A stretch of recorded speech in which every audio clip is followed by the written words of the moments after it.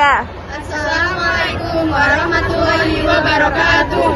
Jadi di sini kita akan menjelaskan mengenai materi perkelahian, minuman keras, dan narkoba. Tetapi sebelum itu izinkan kami untuk memperkenalkan diri kami masing-masing. Perkenalkan, saya Rainu Zafira Umara dari absen 22. Kenalkan, nama saya Jaira Ania Ramadhani dari absen 8. Saya Biofairina Bina Febrianto, absen 1. Nama saya Syarani Cahaya Putri, nomor absen 26. Saya Wahyuni Agusti, nomor absen 29. Saya Nabila Anjani, absen 18. Selamat menonton. Di sini saya akan menjelaskan tentang tawuran antar pelajar. Tawuran antar pelajar adalah bentuk konflik atau kekerasan yang terjadi di antara dua atau lebih kelompok pelajar yang berasal dari sekolah yang berbeda maupun sekolah yang sama. Tawuran biasanya terjadi di luar lingkungan sekolah seperti di jalan ataupun di tempat umum lainnya. Tawuran menjadi salah satu masalah sosial yang sering terjadi di berbagai negara, salah satunya negara kita yaitu Indonesia. Tawuran menyebabkan kerugian besar, baik itu fisik, psikologis, maupun finansial. Selanjutnya ada dampak dari tawuran antar pelajar. Dampak di sini saya akan membedakan menjadi beberapa kelompok. Yang pertama ada dampak untuk diri sendiri, yang kedua ada dampak untuk masyarakat, yang ketiga ada dampak untuk sekolah ataupun keluarga. Dampak untuk diri sendiri yang pertama ada cedera fisik. Tawuran antar pelajar seringkali berujung terjadinya pertikaian fisik yang dapat menyebabkan cedera berat dan kematian. Yang kedua ada trauma. Pelajar yang terlibat dalam tawuran dapat mengalami trauma yang cukup berat, baik itu fisik maupun psikologisnya. Trauma ini dapat memengaruhi kesehatan mental dan kinerja akademik di sekolah untuk para pelajar. Selanjutnya ada dampak untuk masyarakat. Yang pertama ada kerugian finansial. Tawuran antar pelajar seringkali mengakibatkan kerusakan pada properti publik dan pribadi seperti kendaraan dan fasilitas umum. Hal ini dapat menimbulkan kerugian finansial yang cukup besar bagi pihak yang terlibat. Yang kedua ada gangguan keamanan. Tawuran antar pelajar dapat mengganggu keamanan di lingkungan sekitar, terutama jika terjadi di jalan umum atau tempat umum. Hal ini dapat menimbulkan rasa ketakutan dan ketidaknyamanan bagi orang-orang di sekitar. Selanjutnya ada dampak untuk sekolah dan keluarga. Kegiatan tawuran antar pelajar yang terjadi dapat mencoreng nama baik sekolah dan nama baik keluarga dari sang pelajar yang terlibat dalam tawuran. Selanjutnya ada solusi untuk mencegah terjadinya tawuran antar pelajar. Yang pertama, mendorong para pelajar untuk melakukan kegiatan positif. Yang kedua, mempererat silaturahmi dan komunikasi yang baik antar pelajar. Yang ketiga, memberikan sosialisasi tentang anti tawuran. Yang keempat, membuat peraturan dan sanksi yang tegas. Yang kelima, memberikan nasihat dan pengetahuan kepada para remaja, kepada para pelajar, keluarga, dan sekolah tentang pentingnya anti tawuran. 3 faktor penyebab terjadinya tawuran. Yang pertama yaitu kontrol diri lemah, yang kedua yaitu pergaulan yang salah, yang ketiga gengsi. Pendapat saya adalah tawuran adalah perilaku yang tercela dan tidak boleh dilakukan karena hal tersebut dapat mencemarkan nama baik sekolah dan dapat mencelakakan diri sendiri. A'udzubillahi minasyaitonir rajim. Bismillahirrahmanirrahim. Ya ayyuhalladzina amanu la yashhar qaumun min qaumin asya'a yakunu khairan minhum wala nisa'un min nisa' bi asya'a yakunna khairan minhum wala talmizu anfusakum wala tanabazu bil alqab bi'sal ismu fusuqu ba'dal iman wa man lam yatub fa ulaika humud dhalimun. Artinya, wahai orang-orang yang beriman, janganlah suatu kaum mengolok-olok kaum yang lain, karena boleh jadi mereka yang diperolok-olokkan lebih baik dari mereka yang mengolok-olok, dan jangan pula perempuan lain karena boleh jadi perempuan yang diperolok-olokkan lebih baik dari perempuan yang mengolok-olok. Janganlah kamu saling mencela satu sama lain, dan janganlah saling memanggil dengan gelar-gelar yang buruk. Seburuk-buruk panggilan adalah panggilan yang buruk, fasik, setelah beriman, dan barang siapa tidak bertobat, maka mereka itulah orang-orang yang zalim. Selanjutnya saya akan menjelaskan mengenai minuman keras atau yang dalam bahasa Arab disebut juga sebagai khamr. Khamr berasal dari kata khomaro yakhmuru atau yakhmiru yang artinya tertutup, terhalang, atau tersembunyi.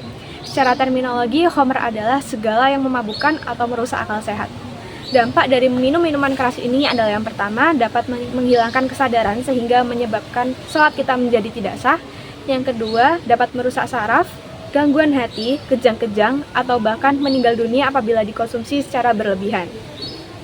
Lalu faktor-faktor yang menyebabkan seorang mengonsumsi minuman keras ini, yang pertama bisa dari faktor psikologis seperti stres atau depresi, yang kedua faktor sosial seperti dorongan dari masyarakat sekitar, lalu faktor genetik yaitu mengikuti jejak orang tuanya yang memang sebelumnya sudah mengonsumsi terlebih dahulu. Lalu yang keempat atau yang terakhir yaitu faktor lingkungan, yaitu berada pada lingkungan yang menganggap bahwa minum minuman keras ini adalah hal yang normal. Kemudian di sini ada cara agar kita dapat mencegah atau agar kita tidak melakukan hal seperti mengonsumsi minuman keras. Yang pertama, selalu senantiasa berzikir kepada Allah. Jadi kita selalu ingat bahwa Allah itu selalu mengawasi kita dimanapun.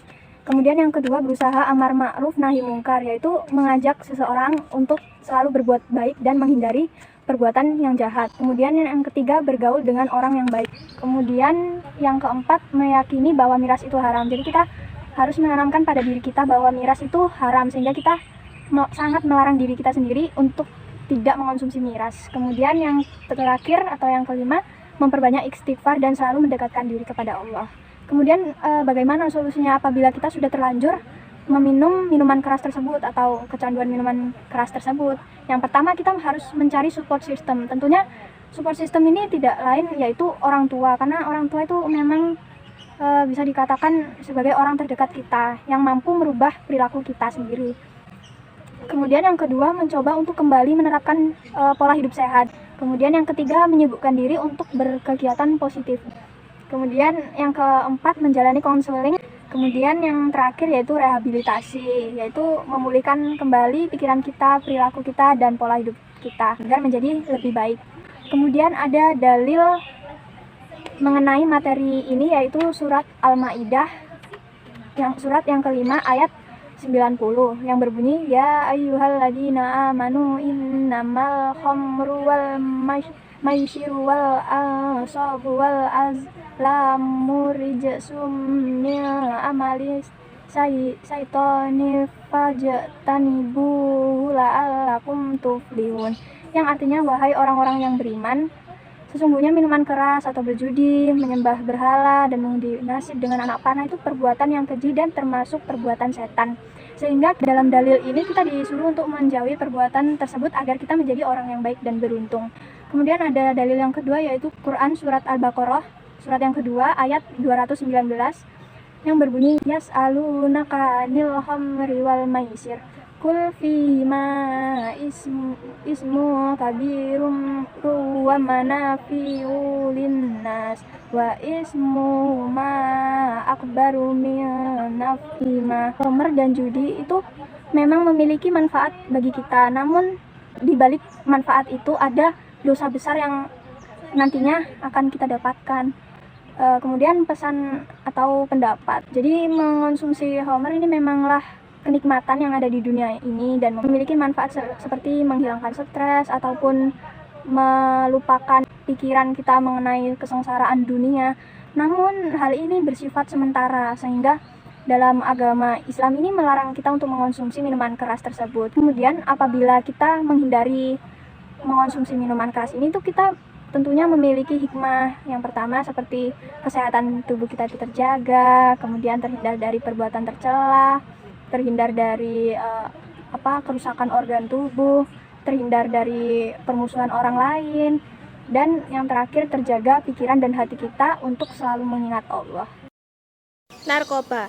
Pengertian narkoba. Narkoba adalah singkatan dari narkotika, psikotropika, dan obat terlarang. Istilah lainnya adalah nafsa, sehingga bisa dikatakan bahwa narkoba adalah hal yang tidak boleh dilakukan dan diharamkan karena mengakibatkan kerusakan situasi sosial kehidupan umat manusia. Dampak dari narkoba, pertama, perkembangan otak akan terganggu. Kedua, mengakibatkan kecanduan. Ketiga, kerusakan pada ginjal. Keempat, masalah pada organ hati. Faktor-faktornya, pertama, rendah diri, kurang percaya diri, hiperaktif, dan mudah bosan. Kedua, memberontak. Ketiga, banyaknya iklan minuman beralkohol. Sebelum terjadinya narkoba antara lain, ketahui dampak narkoba pada kesehatan fisik dan mental. Kedua, lakukan kegiatan positif seperti berolahraga atau bergabung dengan organisasi tertentu. Ada 4 langkah yang harus dilakukan untuk mengatasi kecanduan narkoba, dan diantaranya adalah yang pertama, pemeriksaan. Pemeriksaan dilakukan tidak hanya oleh dokter tetapi juga terapis. Pemeriksaan bertujuan untuk mengetahui sejauh mana kecanduan yang dialami dan adakah efek samping yang muncul. Jika pemakai mengalami depresi atau bahkan gangguan perilaku, maka terapis akan menyembuhkan efek tersebut baru melakukan rehabilitasi. Selanjutnya ada detoksifikasi. Selama proses detoksifikasi ini, dokter akan meringankan efek yang tidak mengenakan tersebut dengan memberikan obat. Di samping itu, pecandu juga harus memperbanyak minum air agar tidak terkena dehidrasi, serta mengonsumsi makanan bergizi untuk memulihkan kondisi tubuh. Lamanya proses ini sangat bergantung pada tingkat kecanduan yang dialami serta tekad yang dimiliki oleh pemakai untuk sembuh. Yang ketiga ada stabilisasi. Stabilisasi tahapan ini bertujuan untuk membantu pemulihan jangka panjang dengan memberikan resep dokter. Tidak hanya itu, pemikiran tentang rencana ke depan pun diarahkan kesehatan mental tetap terjaga dan tidak kembali terjerumus dalam bahayanya obat-obatan terlarang. Selanjutnya yang terakhir, peningkatan kemampuan. Jika sudah keluar dari rehabilitasi, pecandu yang sudah sembuh akan kembali ke kehidupan normal. Diperlukan pendekatan dengan orang terdekat seperti keluarga, teman agar menguasai aktivitas mantan pemakai. Tanpa dukungan penuh dari orang sekitar, keberhasilan dan mengatasi kecanduan obat terlarang tidak akan lancar. Selanjutnya dalil tentang narkoba. Terdapat pada Quran Surah Al-A'raf ayat 157, yaitu badan yang menghalalkan segala yang baik bagi mereka dan mengharamkan segala buruk bagi mereka. Selanjutnya, ada pendapat saya tentang narkoba. Kita sama-sama diciptakan oleh Tuhan Yang Maha Esa, bukan untuk hidup lalu mati. Ada tujuan istimewa dari Tuhan untuk kehidupan kita masing-masing. Mau kamu seorang nakal yang sudah kecanduan obat-obatan, kamu harus menemukan alasan kenapa kita diciptakan. Maka Tuhan tidak seperti mata manusia yang selalu membeda-bedakan. Tuhan menciptakan narkotika juga dengan suatu tujuan. Tentu, kita sudah tahu tujuannya, untuk menghentikan rasa sakit dengan kadar yang tepat, dan penggunaannya juga tepat. Selanjutnya, ada pendapat saya tentang narkoba. Kita sama-sama diciptakan oleh Tuhan Yang Maha Esa, bukan untuk hidup lalu mati. Ada tujuan istimewa dari Tuhan untuk kehidupan kita masing-masing. Mau kamu yang sudah nakal, yang sudah kecanduan obat-obatan, kamu harus menemukan alasan kenapa kita diciptakan. Mata Tuhan tidak seperti mata manusia yang selalu membeda-bedakan. Tuhan menciptakan narkotika juga dengan suatu tujuan tertentu. Selanjutnya, ada pendapat saya tentang narkoba. Kita sama-sama diciptakan oleh Tuhan Yang Maha Esa, bukan untuk hidup lalu mati. Ada tujuan istimewa dari Tuhan untuk kehidupan kita masing-masing. Mau kamu seorang nakal yang sudah kecanduan obat-obatan, kamu harus menemukan alasan kenapa kita diciptakan. Maka Tuhan tidak seperti mata manusia yang selalu membeda-bedakan. Tuhan menciptakan narkotika juga dengan suatu tujuan. Tentu, kita sudah tahu tujuannya, untuk menghentikan rasa sakit dengan kadar yang tepat, dan penggunaannya juga tepat. Sekian, terima kasih dan mohon maaf apabila ada salah kata. Kami tutup. Wassalamualaikum.